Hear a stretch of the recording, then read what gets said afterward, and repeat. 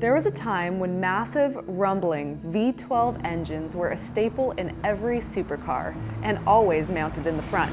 But sometime in the late 60s and early 70s, manufacturers started moving towards smaller mid-engine cars.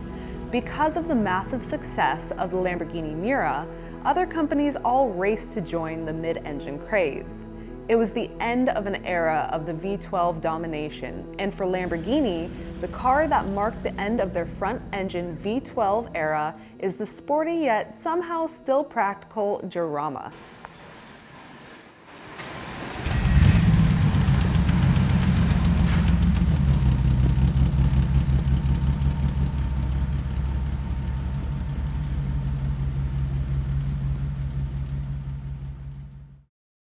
I do want to address the fact that I said this is the last of the front-engine V12s, and I do know that Lamborghini came out with their SUV, the LM002, and that's also a V12, but I'm not counting that because it's an SUV and I'm pretty much just talking about the sports cars. So if you want to be nitpicky, then yes, the LM002 was the last front-engine V12. But in the sports car world, this is the last Lamborghini with the front-engine V12.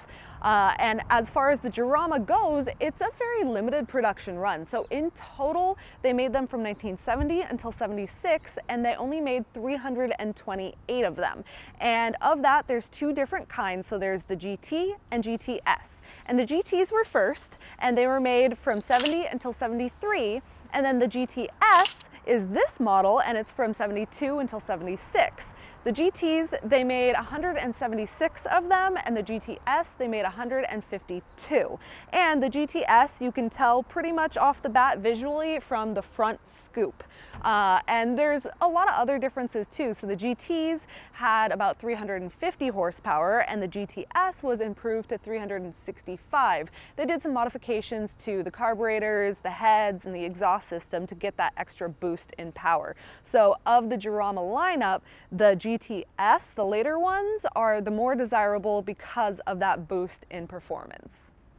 Of the 152 of the GTS Jarama, Lamborghini did make 10 of their cars with a factory Chrysler automatic transmission, and this is one of those cars.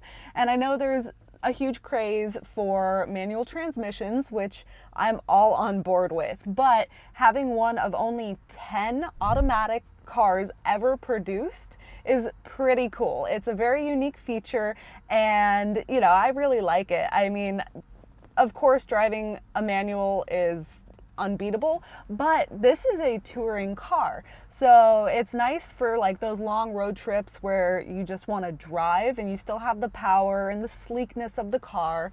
And another thing that they've done on the GTS to improve them over the GT, there is some additional leg room for the back seats. So this car is a shorter wheelbase than the Espada, which is a very large car. I mean, we have one in the showroom right now, and it sticks out further than anything else in there.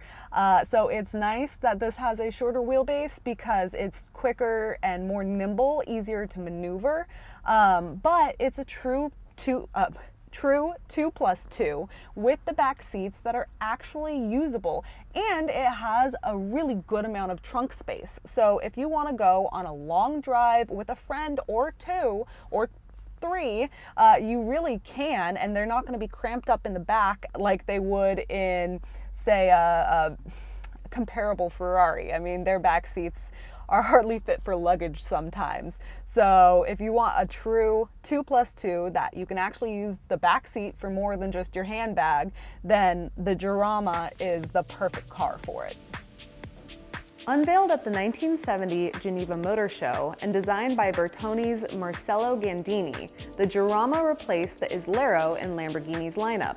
Imagine the perfect compromise between the stupendous, legendary Miura and the wild and polarizing Espada 2+2.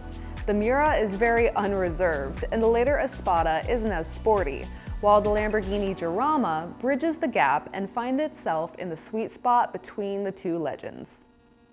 I can't talk about the engine of this car without showing it off a bit, and I really love how this car and many of these big V12 engines, or even the smaller ones, they nestle them into the engine bay. They're like perfectly tucked in.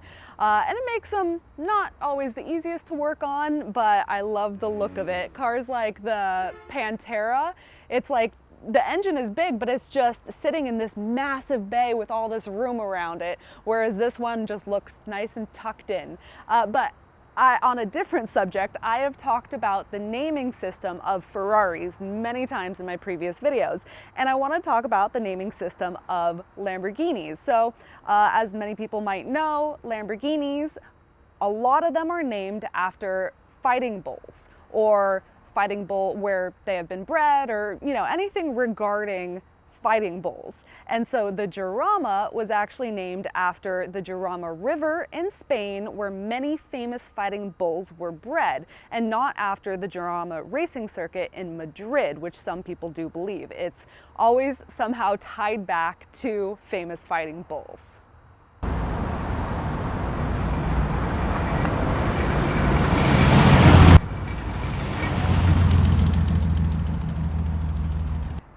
This example is a very nice car. It's 1975, so it's about 45, 6, 7 years old now, and it presents very nicely. The paint and interior has been redone, so it has good paint and good new leather on the seats. And for some reason, orange isn't my first pick in most cars, but Lamborghini just has this way of pulling off those wild and crazy colors better than pretty much any other car can. I mean, it may not be as crazy looking as a Countach or a Miura, but somehow the orange still fits it perfectly, and I love the orange on this car.